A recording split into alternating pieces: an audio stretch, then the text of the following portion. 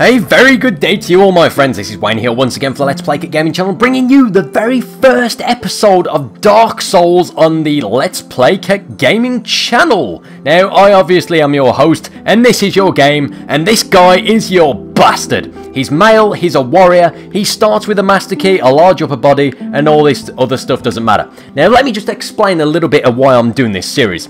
We are only 1 month away from Dark Souls 2, and I want to practice for Dark Souls 2. I have that game pre-ordered, the Black Armor Edition I have pre-ordered, and as Dark Souls is one of my favourite series, with Demon Souls and Dark Souls, and of course the Kingsfield series as well, I am obviously very excited. I haven't played Dark Souls in quite some time. Now, another reason for playing it is, my channel is officially 1 year old, and the first videos I ever did were Dark Souls guides, and they were very well received. But I have never done a playthrough of Dark Souls on the channel, so that's why I'm sharing it with you guys. Now, you guys can expect this playthrough to be a little bit different. It's going to be a Let's Play, it's going to be a walkthrough, we're going to have banter, and it's going to be fun and entertaining, and we are going to have a great time. But I'm also going to make it educational as well. This is going to be a little bit different to what you can usually see on Dark Souls Let's Plays on YouTube, because I have a tendency to play the game a little bit differently, via different routes and shortcuts and whatnot, and other things that I've learned along the way. I've played through Dark Souls, I've lost count of how many times I've played through Dark Souls. It's one of my favourite games of all time. So let me explain the setup here. I'm starting out as a warrior, because you start out with advanced endurance, strength and dexterity, which is essential for the build that I like to start with. The gift is the master key, which is essential for the strategy I like to implement in the very beginning stages of the game. And that's it, folks. I will explain everything else as we go along. Now, a quick disclaimer. Due to the recent YouTube, Google and copyright changes on the internet, I am not able to show you cutscenes for Dark Souls anymore. Yep, not my decision, folks, but due to copyright reasons, I can't show you cutscenes. If you want to see the cutscenes, you can see them on other YouTube channels anyway, so just feel free to YouTube and Google Dark Souls cutscenes, you'll find them all. But I will explain everything that we miss, so don't worry, this is all about the gameplay, it's all about the strategy, the walkthrough, and the great times. Without further ado, let's press accept and let's go, and we'll take the bastard on his merry adventures. Okay, to start the game with the character? Yes. So press start straight away, and sadly once again, once it loads, and I will explain what we miss. So, a character up there has just thrown this corpse down with a key. Now, this key will enable us to leave the dungeon. Now, a quick hint on the controls, folks. These are soapstones. You can leave these to other characters if you want. You can hold the B button to either roll or sprint. You can press the right bumper to do a regular attack, the right trigger for a power attack. You can parry, or what's it called? I don't know what that's called. With other parry or blah blah blah. Block attacks, thingy. And you can also block with the left bumper, but I don't have a shield yet. So let's just kill this son of a bitch who's crying like a little girl and get on with it, shall we? Plus 20 souls straight away in the bottom right hand corner. Souls are what you use to level up, and many other things as well, to buy things and so much more.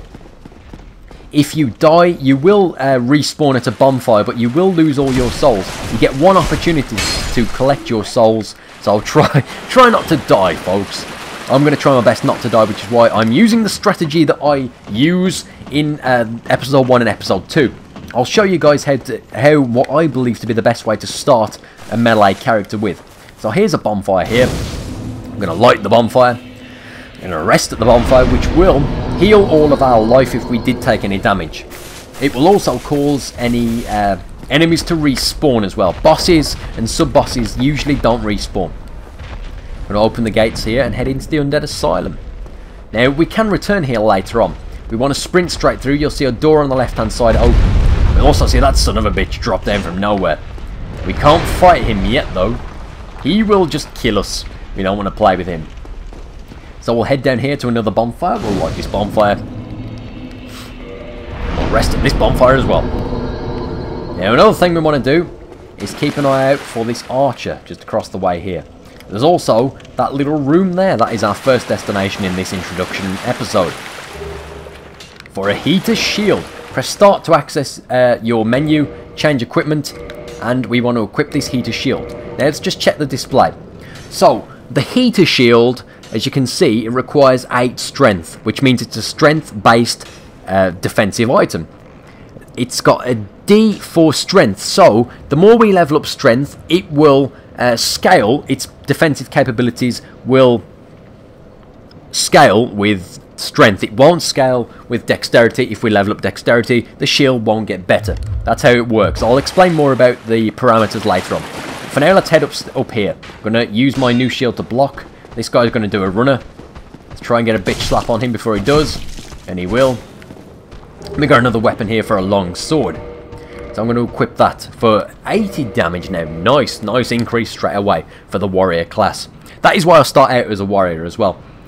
Okay, so this one scales with both strength and dexterity. So if we level up strength or we level up dexterity, the damage will scale regardless. So that's alright. I'm going to use my shield against this guy's probably going to shoot us when we get up here.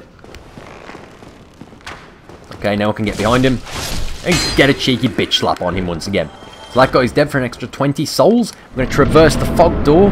White light in this one actually. Fog door's demon souls. Now I've just took a left and you can see there's an item there. That item is crucial to my strategy, so I will eventually return to the Undead Asylum very early on in this series, folks. Now we've got a boulder here. Now I want to roll out the way of that bad boy, because that will kill us if it hits us. But in here, he's the gentleman who actually tossed down the body and the key to allow us to escape from our dead prison. Oh, you. You're no hollow, hmm? Thank goodness. That is a cool shield. You can get that later as well. Die soon, brilliant, isn't it? Lose my sanity. I wish to ask something of you. You and I, we're both undead. Hear me out, will you? Yes, sir, I will. Regrettably, I have failed in my mission. But perhaps you can keep the torch lit. There is an old saying in my family. Thou who art undead art chosen. And thine exodus from the Undead Asylum maketh pilgrimage to the land of ancient lords. When thou ringeth the bell of awakening, the fate of the undead thou shalt know. Well, now you know. And I can die with hope in my heart. Oh, one more thing. Here, take this. An Estus flask. An undead favorite. Thank you, sir. Right, folks, Estus flasks, which you can equip by pressing down on the D-pad, actually heal your life. So if you take damage, you press X to use an Estus flask, it will give you some life back. Farewell. I would hate to harm you after death. So go now, and thank you. However, you only start out with 5 Estus flasks to begin with. Once you get to a bonfire and you use a humanity, then you use another humanity, you can kindle that bonfire to get 10, 15, 20 and so on Estus flasks. So there's definitely reason to kindle bonfires if you want more Estus flasks, as they will come in handy a lot. So up here we got this guy. I'm going to have my shield up because he does this and that's always annoying. We'll kick him away and then kill him. We've just gained 100 souls for that guy dying in the room. When we return here later, he will appear as a phantom as well. We'll have to kill him, he will be hollow and manic, and we'll have to fight him again. So I've just used the key that he gave us to access this half of the prison. More soapstone tutorial messages here. Now, just around here, we've got 2 guys who we can aggro by heading this way. But we've also got an archer in the background. We don't want to play with the archer, or at least we don't even want to stay in his way. So I'm just going to use the thrust attack to get rid of these. Power attack. Oh, crikey, no, that one had other things on his mind. I've taken a little bit of damage as well. No worries. I'm going to head around here with our shield up to avoid this guy giving us grief. Yeah, there's the archer dead as well. Now, there's one more guy to kill in here for some extra souls. I believe he should give us around 80 souls. But obviously we want to block because he's a big bad boy. Powerhouse guy, we don't want to play with him. We just want to get it done. I'm going to release block to let my stamina heal. If you block, your stamina will heal slower, a lot slower. So remember to let go of block when you're not fighting, when you want your stamina to heal. So we're going to traverse this fog door now. Here's the big boss man that we avoided earlier on. We drop down, press the right bumper to do a cheeky attack like that. Now if you press Y you can wield two-handed, which is what I'm going to do now, because we deal a lot more damage. Now I need to be careful, I don't really want to die, so I need to avoid his attacks. Roll out the way whenever possible. I'm going to use an Estus Flask. Now I just want to try and get behind him if possible. Roll out the way of that, or get owned, same thing. It just keeps swinging, folks, he's nearly dead. It's not like we're going to die, we've got some decent armour on. As long as we can get in, get done. Estus Flask just in case though. You never know, do you? Asylum Demon is dead. So obviously that's not the best strategy for fighting bosses, but well, it just gets the job done. The sooner we're at the Undead Asylum, the sooner the main strategy can begin. So we've got a humanity there. Going to rest at this bonfire just to get my health back up and my Estus Flasks. And we've got 2,000 souls for killing that bad boy. Now, when we return to the Undead Asylum, you'll notice that this floor, for example, is really cracked and you can hear a noise that sounds like footsteps. Well, that would be a different demon, the Stray Demon. We don't want to fight him. A little bit nasty, to say the least. Then we head up here, beautiful scenery. One of the reasons this is my favourite RPG is just because, look, it's just gorgeous. Now, if we see there, I believe his name's Snuggly the Crow. If you drop things in his nest, exit back to the main menu and load your game again, he will give you a gift. So basically, you drop an item, he will give you a new item. Good way to get some different things. Now we head up here. Now he will take us to Lordan, the next area of the game. Obviously, I've got to skip. But in short, this giant crow here will take us to the next area. In Lordan, level up and kindle at bonfires. Don't mind if I do. So we can level up at this bonfire. We can now access kindling as well. But this bonfire will not kindle until we learn the secret rites. More on that later. Straight away, I want to level dexterity, strength, and I'll put another one on endurance. I think is going to be good for increased stamina and equip load. Lovely jubbly. So we need another 700 souls before we can level up. Now this guy is will give us our first mission of the game.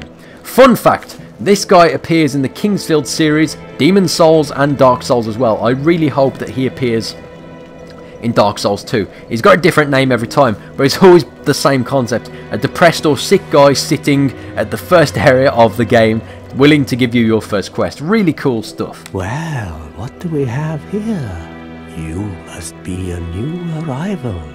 Let me guess. Fate of the undead, right? Well, you're not the first. But there's no salvation here. You'd have done better to rot in the Undead Asylum. But too late now. Well, since you're here, let me help you out. There are, actually, 2 bells of awakening. One's up above in the Undead Church. The other is far, far below, in the ruins at the base of Blight Town. Ring them both, and something happens. Brilliant, right? Not much to go on. But I have a feeling that won't stop you. So, off you go. It is why you came, isn't it? To this accursed land of the undead? Well, he's just a little bit too angsty for my liking. So we're going to head... For my strategy, folks, let me just explain. For the main, really, most people just head straight up there and go and progress through. But I like to implement a different strategy into my Dark Souls playthroughs to make it a little bit more manageable, bearable, and easier. So it's good if you're following this guide, you'll follow an alternative strategy. Here we have the Firekeeper, but she cannot speak. So no worries there. We're going to head all the way down here. So from the main Firelink bonfire, you head all the way down here. And you will find the ruins of New Londo. Once we head down there, I'll show you guys more. So we're going to access this elevator. Please note that if you send the elevator down and you die, the elevator will stay down. The elevator doesn't respawn. You have to move it yourself by either climbing it or pulling the lever. Now, there's a lever there, there's another lever up there, so yeah, keep that in mind, folks. It's the same for all elevators as well. So I'm going to roll down now. Now, our destination, once we're in New Londo, we don't want to go that way yet. We want to head up here. But first things first, I'm going to introduce you to your first blacksmith. Well, this is unusual. You haven't lost your head. And more importantly, you're free. How on earth? Well, I shouldn't pry. I'm Ricky of Vinham.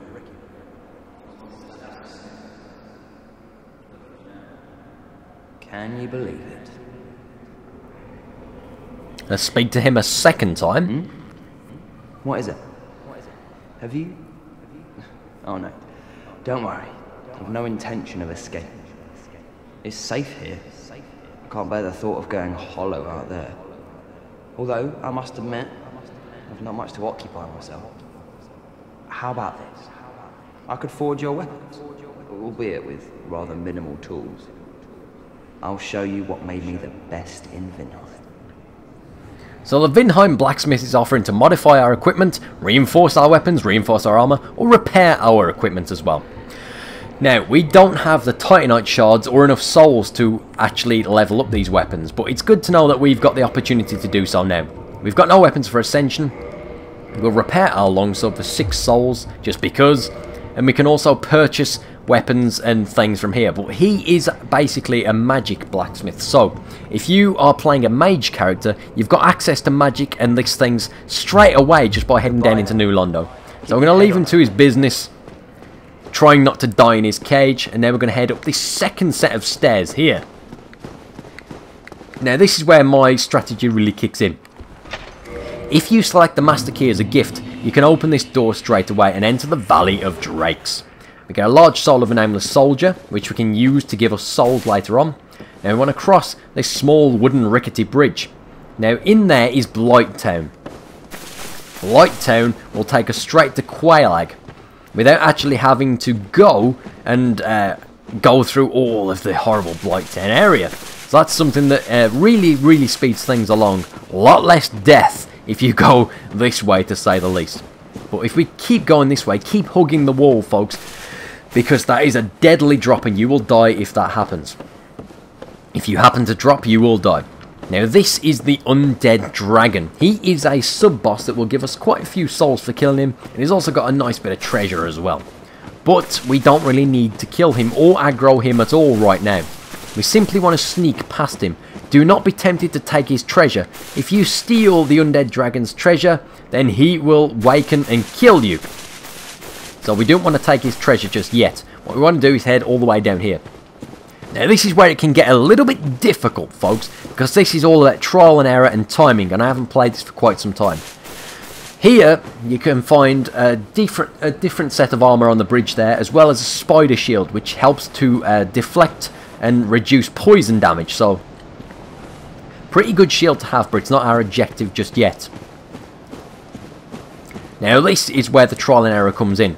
The way we want to do this is to sneak past this Drake. I say sneak. We want to aggro him slightly, roll out the way, like so, and we want to run. Oh crikey, no, come on, come on.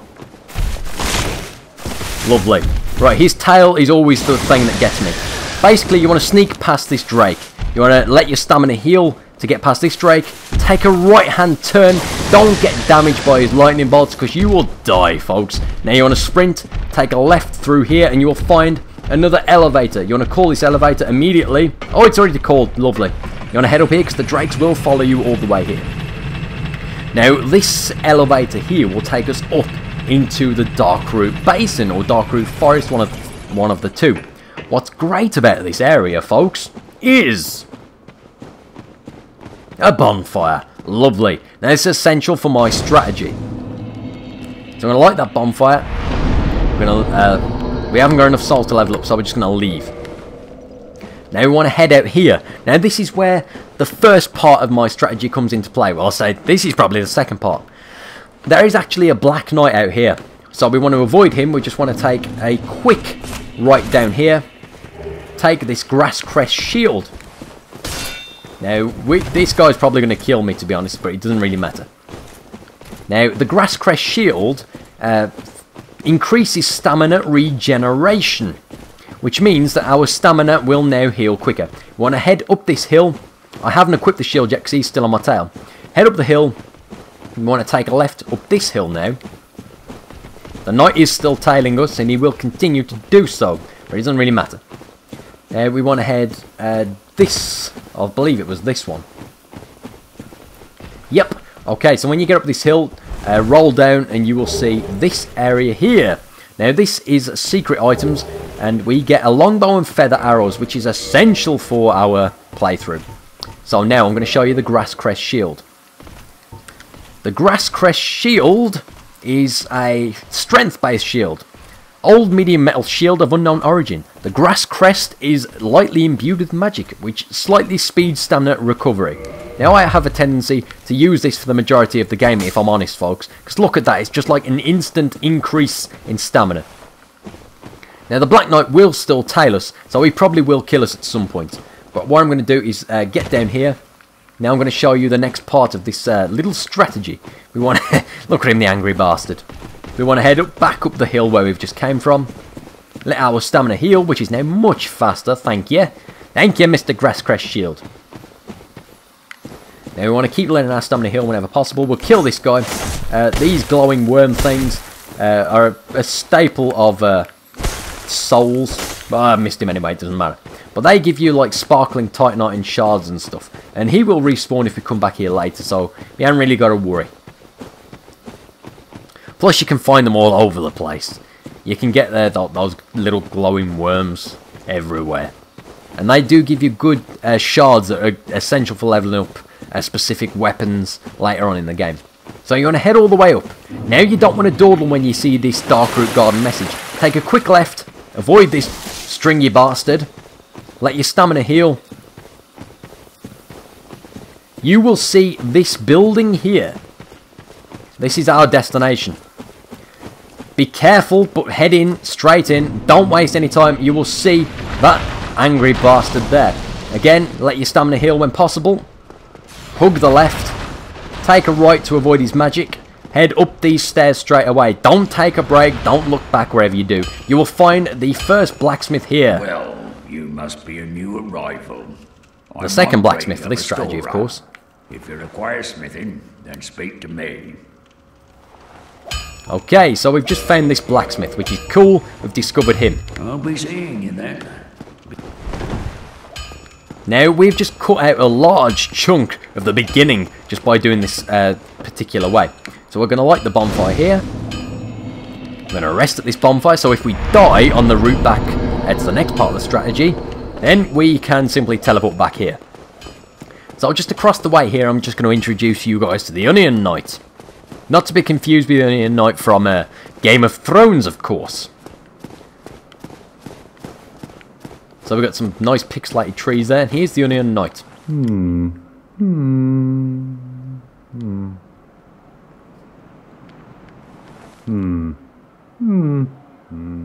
Oh, forgive me. I was absorbed in thought. I am Siegmeyer of Katarina. Quite honestly, I've run flat up against a wall. Or a gate, I should say. The thing just won't budge, no matter how long I wait. And oh, have I waited. So here I sit, in quite a pickle, weighing my options, so to speak. You funny guy. So basically, he's waiting for the doors to open. Those doors open when you ring both bells of awakening. The first bell is up in the Undead Church, and the other in the ruins of Blighttown. Down below. Blah, blah, blah. So, I'm going to show you guys the next part of this strategy. And this unlocks a beautiful shortcut that will aid you in your merry, merry Dark Souls adventures. So, if you are following this walkthrough, then yes. And this is your first time playing Dark Souls, then by all means use this, because I would thoroughly recommend it. So, what you want to do, folks, is head all the way up the stairs from Andre of Astora and the bonfire. And now we don't want to waste any time.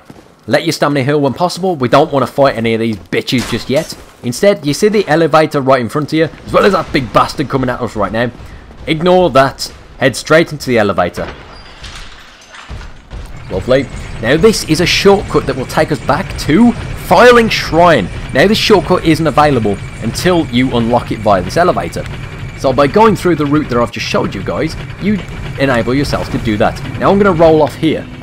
The reason I'm going to do that is because the next part of my strategy is about to be implemented as well. So I'm going to roll off there, onto here. So if you roll off the elevator, At that point, you can roll onto here, which takes you to here. These stairs, and you can see the giant crow up in the distance there. Now, if you head up, you can see this rooftop. Roll on here, and you get the Undead Asylum F2 West Key. The West Key is another thing that will be crucial for the next part of the walkthrough. So I don't know if I'm ever going to be able to get this right. So I'm not. Probably better I don't try, to be honest. I can never seem to get back on here. But let's try anyway. First time for everything? No, not a first time for everything, so I just ballsed it up again. Oh well, at least I'm honest. Okay, so we are back in Firelink then. So what we want to do is rest at the Firelink bonfire. Once we've done that, I will explain the rest. Pillage the corpse for some humanity. Lovely. We've got somebody else who's also resting here. Okay, lovely jubbly. So I've just rested at the bonfire again.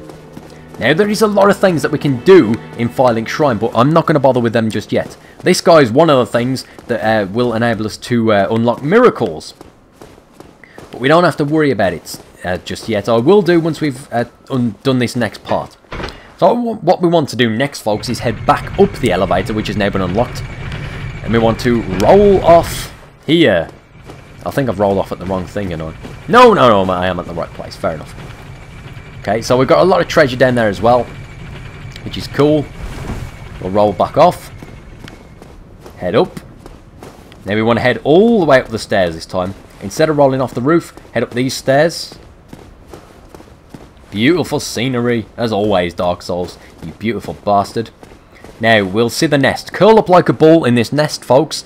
And eventually, that big bastard, wherever it is, will take us back to the Undead Asylum, which is our destination for one very, very special item that will aid us for the rest of the game. Not only for the rest of the game, but more importantly, for the time being, for the next episode, or 2 or 3 or whatever. Obviously, I've got to skip again, but basically, this happens. Yeah, forget it. The crow grabs us and takes us all the way back here. So here we are again. Now these guys you think aren't going to be very, very, very difficult, but they are. And the reason we got a bow and arrow that I've forgotten to equip is for this particular part of the walkthrough. Let me just equip my arrows, feather arrows, lovely. Okay, now we want to lock on to one of these. Oh, never mind, I ballsed up, I think. Yeah, I ballsed it up, doesn't matter. Basically, folks, if you use your arrows, you can aggro these guys, which avoids their fiery attacks, which can one-hit you. And that's not what you want at this point when you've spent all this time getting back here. So I made the mistake of forgetting to equip my bow. When you guys do it, if you do use this strategy and walk through, then please equip your bow before you go and aggro these guys. So I've now got my bow equipped, which means if I can remember how to use it. Can I actually lock on with the bow? Yes, okay, so the left bumper, I haven't used bows for ages. So now we've aggroed this guy.